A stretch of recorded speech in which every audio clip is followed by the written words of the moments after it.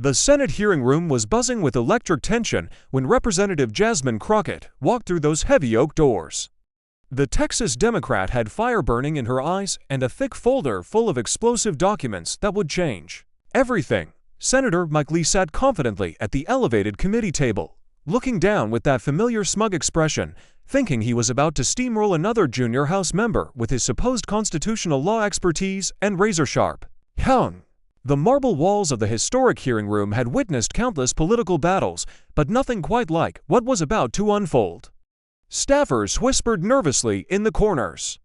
C-SPAN cameras were locked and loaded. Political reporters sensed something big was brewing, their phones ready to capture what would become the viral moment of the decade. Lee adjusted his expensive suit jacket and shuffled through his stack of constitutional law books, completely oblivious to the fact that he was about to become the victim of the most devastating political takedown in recent memory. He had no idea that Crockett had been preparing for this exact moment for weeks, armed with receipts that would expose his hypocrisy in front of millions watching on C-SPAN and social media. But what happened in the next 30 seconds left the entire room speechless. The air itself seemed to crackle with anticipation. Lee was about to learn that underestimating a brilliant civil rights attorney was the biggest mistake of his political career. This wasn't just another boring committee hearing. It was about to become the political destruction of the year.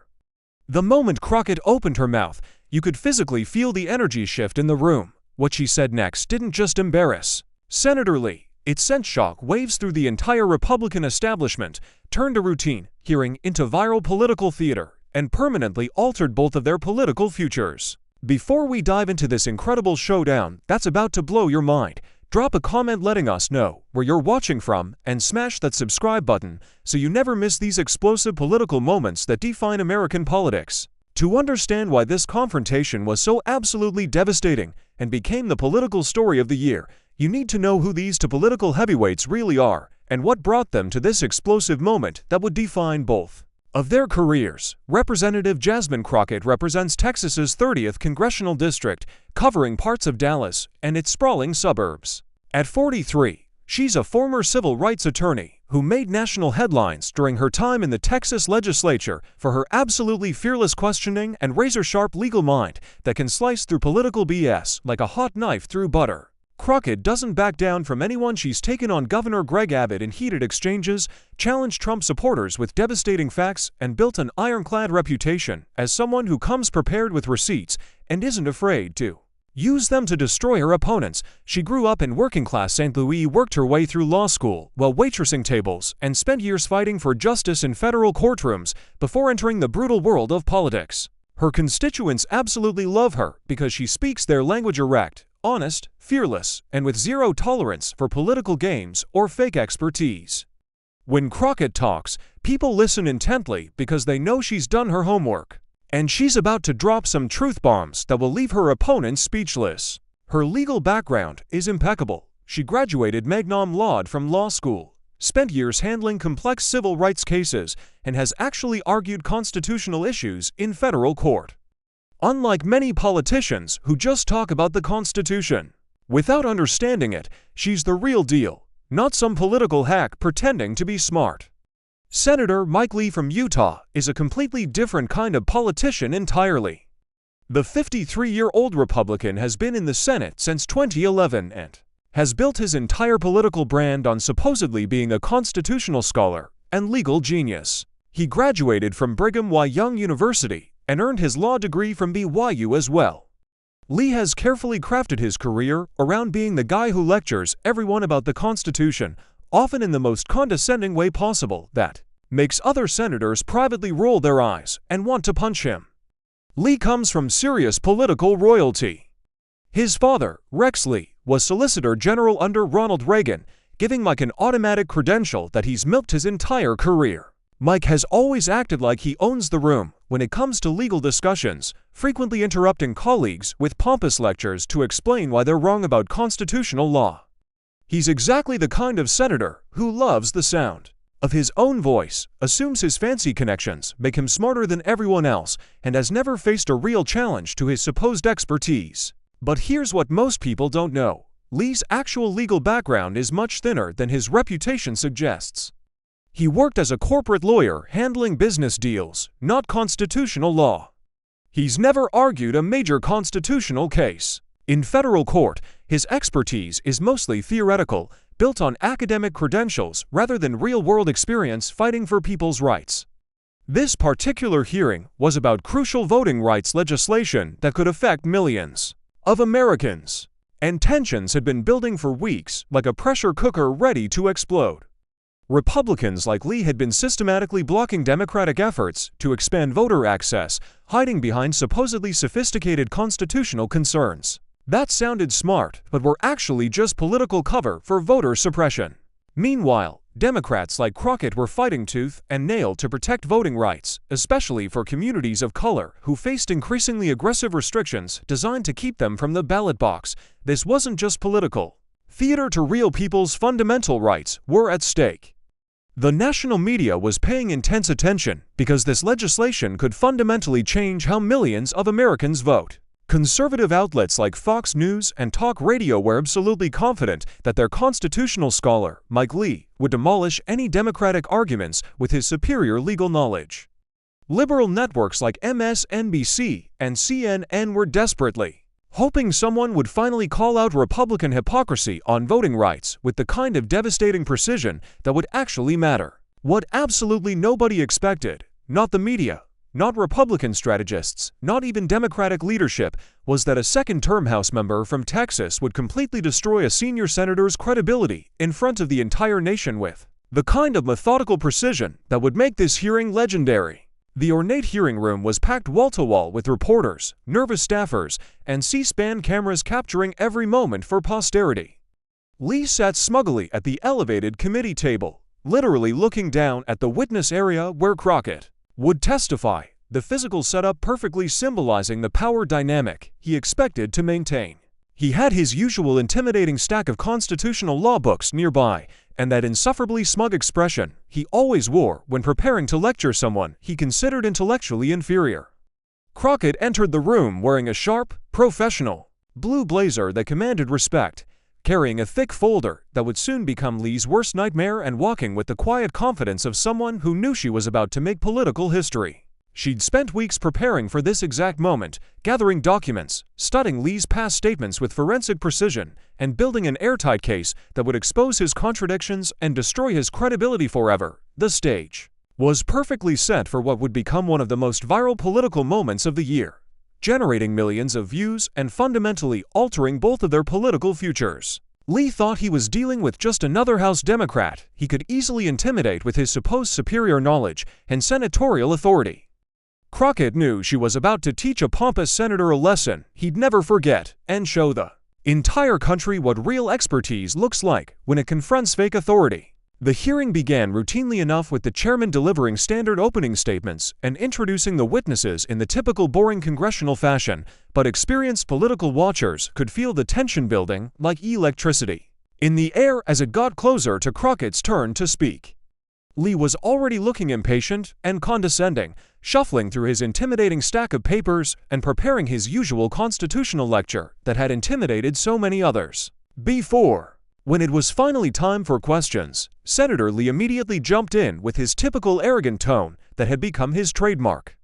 Representative Crockett, he began leaning forward with that insufferable know-it-all expression that made viewers want to throw things at their TVs. I sincerely appreciate you taking precious time from your undoubtedly busy schedule to join us distinguished senators here today. However, I must express some very serious concerns about your apparent understanding of constitutional law and the founding principles of our great republic. The room got uncomfortably quiet. Everyone who had witnessed Lee's previous performances knew exactly what was coming. He was about to do what he always did, which was talk down to someone while showing off his supposed legal knowledge like a peacock displaying his feathers. You see, Lee continued with practiced academic superiority, adjusting his expensive glasses and speaking in the tone of a professor addressing a particularly slow student. The legislation you're so enthusiastically supporting here today fundamentally misunderstands the delicate balance of federal and state power that was so carefully established by our brilliant founding fathers.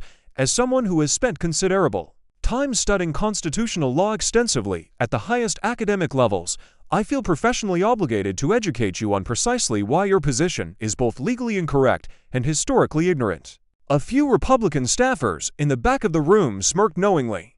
This was classic Mike Lee using his supposed superior expertise to make other people look stupid and uninformed.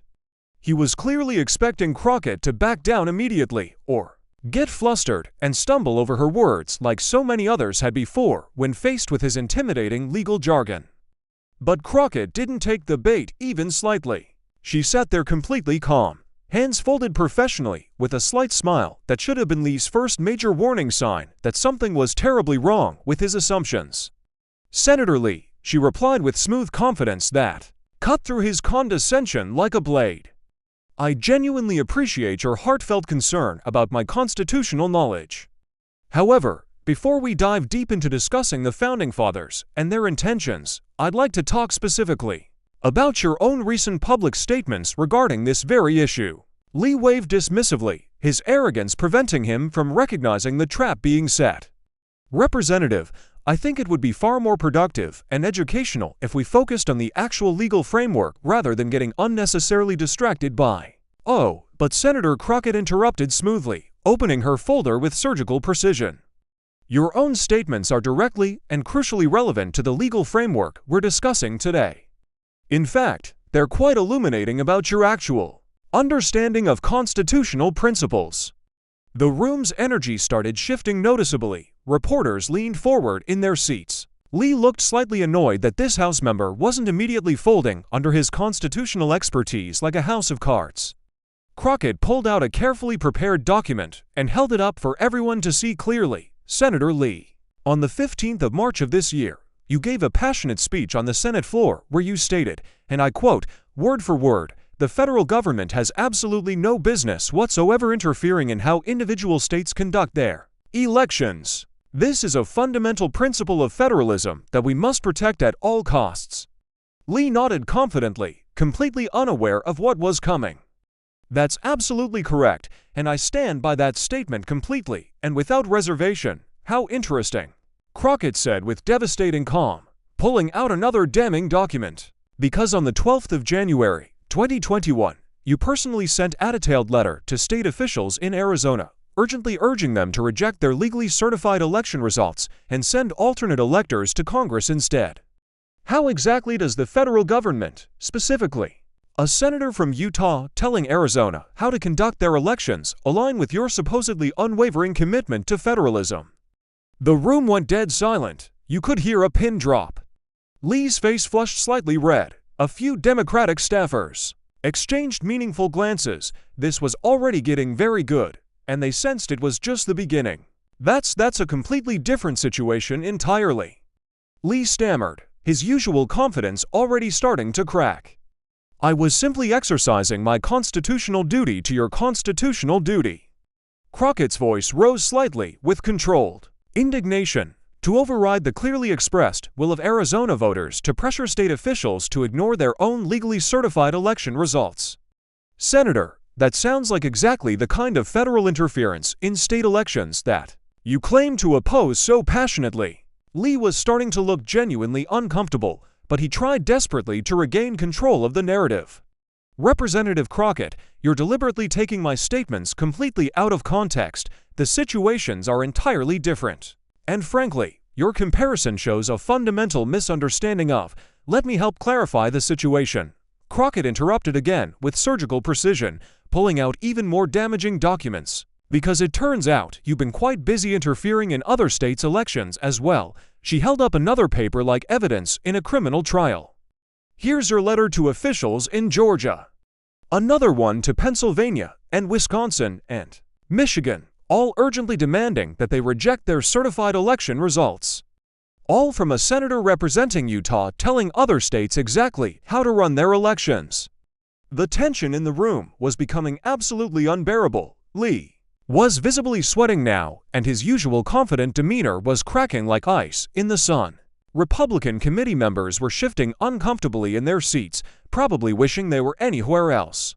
"You see," Senator Crockett continued, her voice gaining strength and moral authority, "this isn't really about constitutional law or federalism for you. it's purely about political power. When elections go your way, you're suddenly very concerned about states' rights. But when they don't go your way, you become the biggest federal government interventionist in the entire building. Lee tried one more desperate time to regain control of the hearing. Representative, I deeply resent the implication that, let me finish, Senator Crockett said with such authority that even Lee actually shut up because we're just getting started on your constitutional inconsistencies and contradictions. She pulled out yet another carefully prepared document. This is directly from your official website from just last month. You wrote, and I quote, "The Constitution clearly establishes that election law is the exclusive domain of individual states, not the federal government." Your own words. Senator Lee nodded weakly, probably desperately wishing he could disappear into the floor. But here, Crockett continued relentlessly. Is the complete transcript from your appearance on Tucker Carlson's show just 2 weeks ago where you passionately argued that Congress should immediately pass federal legislation overriding state election laws, specifically in Democratic-controlled states. Which is it, Senator? Are you genuinely for states' rights or federal control? Because it seems like your deeply held constitutional position changes dramatically depending on which political party benefits. The room was absolutely electric with tension. C-SPAN cameras captured every devastating moment as one of the Senate's most prominent Republicans got systematically destroyed by a House Democrat who had clearly done her homework with the precision of a federal prosecutor. Lee was floundering now like a fish out of water, his face bright red with embarrassment and barely controlled anger. "This is absolutely outrageous," he said, his voice shaking slightly with rage and humiliation. "I won't sit here and be lectured on constitutional law by someone who clearly doesn't understand the legal complexities of the complexities." Crockett's voice cut through the room like a knife through butter. "Senator, the only complexity here is trying to follow your constantly changing principles that seem to shift with the political winds. But don't worry about understanding. I brought receipts for all of it." She opened her folder wider, revealing dozens more carefully organized documents. "Because what I'm about to show you next is going to make those contradictions look like child's play." The room held its collective breath. Everyone could sense that Crockett was building towards something absolutely devastating. Lee looked like a man who suddenly realized he'd walked directly into a carefully laid trap. But it was far too late to escape the destruction that was coming. This was the moment everyone would remember. Crockett had spent the last several minutes systematically dismantling Lee's credibility, but she was just getting started. The real bombshell was about to drop, and Lee had no idea what was coming. "Senator Lee," Crockett said, her voice calm, but carrying the weight of impending destruction, "you've built your entire career on being the constitutional expert in the room. You lecture your colleagues, you write op-eds about constitutional principles, and you position yourself as the defender of the Founding Fathers' vision." Lee tried to interrupt. "Representative, I don't appreciate your tone." "I'm not finished," Crockett said firmly, and the authority in her voice made Lee actually shut up. "You see, Senator, I spent some time researching your constitutional expertise. And what I found is absolutely fascinating." She pulled out a thick document and held it up for everyone to see. "This is your law school transcript from BYU, which became public record when you were nominated for a federal judgeship years ago." Lee's face went pale. Several people in the room leaned forward, sensing something big was coming. "According to this transcript, Senator, you received a C+ in constitutional law during your second year, a C+ in the very subject you used to lecture everyone else about." Gasps echoed through the room. Republican staffers looked horrified. Democratic committee members tried to hide their smiles. "But it gets better," Crockett continued, clearly enjoying herself now. "You also received a C in federal courts, a C in civil rights law, and you actually failed constitutional criminal procedure and had to retake it." Lee was sputtering. This is completely inappropriate. "My academic record has nothing to do with." "Oh, but it does," Crockett interrupted. "Because for years, you've been using your supposed legal expertise to justify blocking voting rights legislation. You've told my colleagues and the American people that they should trust your interpretation of the Constitution because you're the expert. But it turns out you barely passed the classes that taught you about the Constitution in the first place." Crockett wasn't done. She pulled out another document. This is even more interesting. Senator, before entering politics, you worked as a lawyer for 8 years. During that time, according to court records, you argued exactly 0 constitutional law cases before any federal court. The room was dead silent except for the scratch of reporters' pens frantically taking notes. 0 cases, Senator Lee. In 8 years of practice, you never once argued a constitutional issue in federal court. You handled corporate contracts, real estate disputes, and business law. Not a single voting rights case, not a single constitutional law case, nothing. Lee was gripping the table so hard his knuckles were white. This is a character assassination? No, Senator. Crockett's voice boomed through the room. This is accountability. For years, you've used fake expertise to block legislation that would protect Americans' right to vote. You've hidden behind constitutional arguments while having no real experience with constitutional law. You've lectured civil rights attorneys like me about voting rights while never once defending anyone's voting rights in court. But Crockett had saved the best for last. She pulled out one final document, and her smile was devastating. Here's my favorite part, Senator. This is from your family's genealogy records, which you proudly displayed on your Senate website until about 6 months ago. It shows that your great-great-grandfather, Josiah Lee, was actually denied the right to vote in 1870 because he couldn't read. Lee looked confused. I don't understand what you're. Let me explain it for you, Crockett said, her voice rising with passion.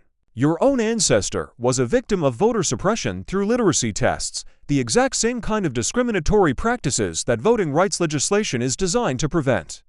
And here you are, his descendant, using bogus constitutional arguments to block protections against the very voter suppression your own family experienced. The room exploded. Democratic committee members were trying not to cheer. Republican staffers were whispering frantically to each other. Reporters were typing furiously on their phones, knowing they were witnessing political history. Lee tried one last desperate attempt to regain control. Representative Crockett, this is completely out of line. I demand that you demand. Crockett stood up, and her voice carried the authority of someone who had just delivered a knockout punch. Senator, the only thing you should be demanding is an apology to every American whose voting rights you've tried to restrict based on constitutional expertise you don't actually possess. She gathered her documents and looked directly at Lee. I'm a civil rights attorney, Senator. I've actually argued constitutional cases in federal court. I've actually defended people's voting rights. I've actually studied this Constitution you claim to revere, and I'm here to tell you that your interpretation of voting rights law isn't just wrong, it's deliberately harmful. Crockett turned to address the entire committee, her voice ringing with moral authority. The Constitution isn't a weapon to be used against the American people by politicians who barely understand it. It's a document that guarantees our rights, including the fundamental right to vote, and anyone who uses fake constitutional arguments to deny those rights isn't a scholar. They're a fraud. She looked back at Lee one final time. Senator, your 15 minutes of pretending to be a constitutional expert are over. Maybe it's time to stick to what you actually know, which based on today's performance, I'm not entirely sure what that is. The room erupted in barely controlled chaos. Democratic staffers were openly smiling. Republican committee members looked like they wanted to crawl under the table. Lee sat there completely destroyed, his face red with humiliation, and his hands shaking slightly. Chairman tried to restore order, but the damage was done. In less than 20 minutes, Jasmine Crockett had systematically destroyed Mike Lee's credibility, exposed his fake expertise, and revealed the personal hypocrisy of his anti-voting rights stance. Lee mumbled something about needing to review his notes and essentially fled the room during the next break. Several Republican senators who had been planning to back up his constitutional arguments suddenly found reasons to leave early. Crockett sat back down with the calm satisfaction of someone who had just delivered justice. She had come to this hearing prepared not just with facts, but with the receipts to back up every single claim. She had turned what was supposed to be Lee's moment to lecture her into his complete public humiliation. The clip was already being shared on social media before the hearing even ended. Crockett destroys Lee started trending within minutes. Democratic groups were already turning her quotes into fundraising emails, and Mike Lee's reputation as a constitutional scholar was permanently shattered. This wasn't just a political victory, it was a masterclass in how to destroy a bully's credibility, using nothing but facts, preparation, and the courage to stand up to fake authority. The immediate aftermath of Crockett's destruction of Senator Lee was unlike anything Congress had seen in years. Within minutes of the hearing ending, social media exploded with clips, memes, and reactions that would reshape both of their political reputations forever. Before Crockett even left the Capitol building, Crockett destroys Lee was trending #1 on Twitter. The clip of her revealing Lee's C++ in constitutional law had already been viewed over 2 million times. Political Twitter was going absolutely insane. Democratic activists were sharing the video with captions like, "This is how you handle Republican bullies," and "Jasmine Crockett just ended Mike Lee's entire career." The clip of her saying, "Your 15 minutes of pretending to be a constitutional expert or fine over" became an instant classic, spawning dozens of memes and remixes. Conservative Twitter was in complete meltdown mode. Some tried defending Lee by attacking Crockett personally, but the facts were too devastating to ignore. Others were quietly deleting old tweets praising Lee's constitutional expertise. A few honest conservative voices admitted that Lee had been completely outclassed. The most viral tweet came from a political reporter. "I've covered Congress for 15 years, and I've never seen anyone get destroyed this thoroughly in a hearing. Jasmine Crockett just turned Mike Lee into a footnote." Within hours, every major news network was covering the story. CNN ran the hearing. Clips on loop with headlines like "House Democrat exposes Senator's constitutional law grades." MSNBC brought on constitutional law professors to verify Crockett's claims. They were all accurate. Even Fox News had to cover it, though they tried spinning it as heated exchange rather than the complete demolition it actually was. Rachel Maddow dedicated her entire show to breaking down Crockett's research and how she had methodically prepared to destroy Lee's credibility. "This wasn't just good politics," Maddow said. "This was a masterclass in opposition research and public accountability." Lawrence O'Donnell called it the most effective takedown of Senate pomposity since the Army McCarthy hearings. Chris Hayes tweeted, "Jasmine Crockett just showed every Democrat how to handle Republican bad faith arguments. Even some conservative commentators had to admit Lee got destroyed." Ben Shapiro, no fan of Democrats, tweeted, "Facts don't care about your feelings," and Crockett had all the facts. Tucker Carlson tried defending Lee on his show, but couldn't explain away the academic records. The reaction from Crockett's colleagues was immediate and overwhelmingly positive. House Speaker praised her thorough preparation and fearless advocacy for voting rights. Progressive stars like Alexandria Ocasio-Cortez and Ilhan Omar tweeted their support. With AOC writing, "This is how you stand up to bullies with facts, preparation, and courage." Even some moderate Democrats who usually avoid controversy were openly celebrating. Senator Joe Manchin, not known for partisan statements, told reporters, "Representative Crockett did her homework, and it showed." Republican reactions were more subdued but telling.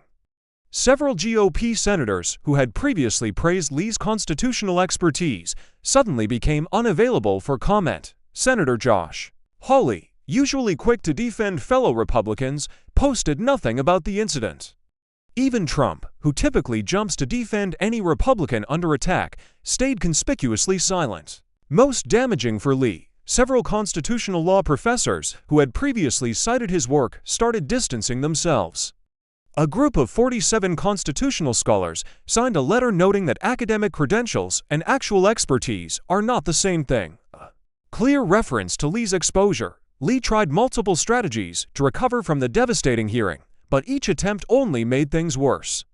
First, he posted a long Twitter thread trying to explain his academic record, claiming that grades from decades ago didn't reflect his current knowledge. But this backfired when law professors pointed out that he had built his entire political career on claiming constitutional expertise, making his poor grades directly relevant. Then Lee went on several conservative talk shows attempting to attack Crockett's credibility. He appeared on Sean Hannity's show claiming she had ambushed him with irrelevant personal information. But even Hannity seemed uncomfortable defending Lee's position, especially when callers kept bringing up the C+ in constitutional law. Lee's worst mistake was challenging Crockett to a debate on constitutional law. thinking he could redeem himself. Crockett immediately accepted, and her team started promoting it as the constitutional scholar versus.com, the actual constitutional lawyer. Lee quickly backed down, claiming scheduling conflicts, which only made him look more pathetic. His office also tried releasing a statement highlighting his legislative accomplishments, but reporters noted that very few of his bills actually dealt with constitutional law. Most of his signature legislation involved public lands and technology, areas where he actually had legitimate expertise, but had chosen not to emphasize. While Lee's reputation crumbled, Crockett's stock skyrocketed overnight. Her congressional office was flooded with interview requests from national media outlets. Speaking invitations poured in from law schools, civil rights organizations, and Democratic groups across the country. The Democratic Congressional Campaign Committee immediately featured her in fundraising emails, raising over $2 million in 48 hours with the subject line, "This is how you fight back." Progressive political action committees started recruiting candidates who could pull a Crockett against Republican opponents.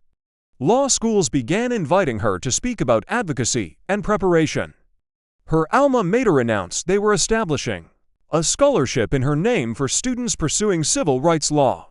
Several legal publications wrote profiles examining her litigation strategy and how she had applied courtroom tactics to congressional hearings, most importantly for her political future. Crockett's masterful performance caught the attention of national Democratic leaders. Within a week, she had received calls from the White House, Senate leadership, and potential presidential candidates asking for her endorsement and support. The Crockett-Lee showdown had implications far beyond just a politician's reputations. It became a template for how Democrats could more effectively challenge Republican talking points and fake expertise. Democratic strategists started calling it the Crockett method: thorough research, devastating receipts, and the confidence to destroy bad faith arguments with facts. Campaign trainers began teaching candidates how to prepare opposition research packages that could expose their opponents' credibility gaps. The incident also highlighted the broader problem of politicians claiming expertise they don't actually possess. Several news organizations launched investigations into other senators and representatives' claimed qualifications, leading to embarrassing revelations about exaggerated resumes and fake credentials. For voting rights legislation, specifically, Crockett's exposure of Lee's hypocrisy gave Democrats new ammunition. They could now point to Lee's contradictory statements and lack of actual constitutional expertise whenever Republicans made bad faith arguments about federalism and states' rights. Political scientists and media experts spent weeks analyzing what made Crockett's performance so devastating and effective. Professor Jennifer Williams of Georgetown Law wrote in the Washington Post, "Crockett succeeded because she didn't just challenge Lee's arguments, she destroyed the foundation of his authority to make those arguments in the first place." Former federal prosecutor Joyce Vance noted that Crockett's approach was classic litigation strategy: if you can't beat the witness's testimony, destroy the witness's credibility.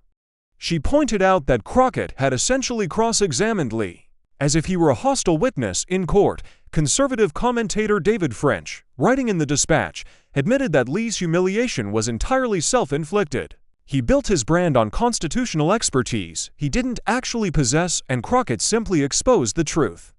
Several journalism schools began using the hearing as a case study in both political communication and investigative reporting. Students analyzed how Crockett had methodically built her case and how devastating effective preparation could be in high-stakes political moments. Beyond the political implications, Crockett's takedown of Lee sent a powerful message about accountability and expertise in American politics. In an era when politicians routinely claim qualifications they don't have and expertise they haven't earned, her methodical destruction of Lee's fake credentials became a symbol of holding power accountable. Young politicians, especially women and people of color, saw Crockett's performance as proof that thorough preparation could overcome institutional advantages and traditional power structures. Law students and young attorneys viewed her as a role model for how legal training could be effectively applied to political advocacy. The incident also demonstrated the power of opposition research and factual preparation in an era often dominated by sound bites and Twitter arguments. Crockett showed that depth still mattered, that facts could still triumph over spin, and that authentic expertise could expose fake authority. As the dust settled from the hearing, both Crockett and Lee faced very different futures. Crockett had established herself as a rising star in Democratic politics, a skilled advocate who could take on any Republican and win with facts and preparation. Speaking requests, media appearances, and political opportunities continued pouring in. Lee, meanwhile, found his influence significantly diminished. His colleagues stopped citing his constitutional expertise. His media appearances became less frequent. Even in his home state of Utah, polls showed his approval ratings dropping, as voters learned about his actual academic record and hypocritical positions. The hearing became required viewing for anyone wanting to understand how political power dynamics can shift in real time. It showed that in American politics, reputation and credibility can be built over years, but destroyed in minutes when someone Comey's prepared with the truth. Most importantly, Crockett's demolition of Lee proved that fake expertise and pompous authority are no match for genuine knowledge, thorough preparation, and the courage to speak truth top hour. The story of Jasmine Crockett destroying Mike Lee isn't just political entertainment. It's a masterclass in how to challenge authority, expose hypocrisy, and hold powerful people accountable. In a democracy, citizens deserve leaders who actually know what they're talking about, not politicians who fake expertise to advance their agendas. Crockett showed that with enough preparation, courage, and commitment to truth, anyone can take on the most powerful people in the room and win. She proved that authentic expertise will always triumph over fake authority, and that thorough preparation can overcome any institutional advantage. Her performance that day became legendary, not just because she destroyed a senator's credibility, but because she did it the right way with facts, research, and the kind of devastating precision that only comes from really knowing your subject matter. In an era of political spin and fake expertise, Jasmine Crockett reminded everyone what real accountability looks like. And Mike Lee learned the hard way that when you build your career on fake credentials, eventually someone with real knowledge is going to expose you. Thanks for watching this incredible political showdown. If you enjoyed seeing Jasmine Crockett absolutely demolish Mike Lee with facts and preparation, make sure to smash that subscribe button and hit the notification bell so you never miss these explosive political moments. Drop a comment below with your favorite part of Crockett's takedown. Was it the C++ revelation or the family history bombshell?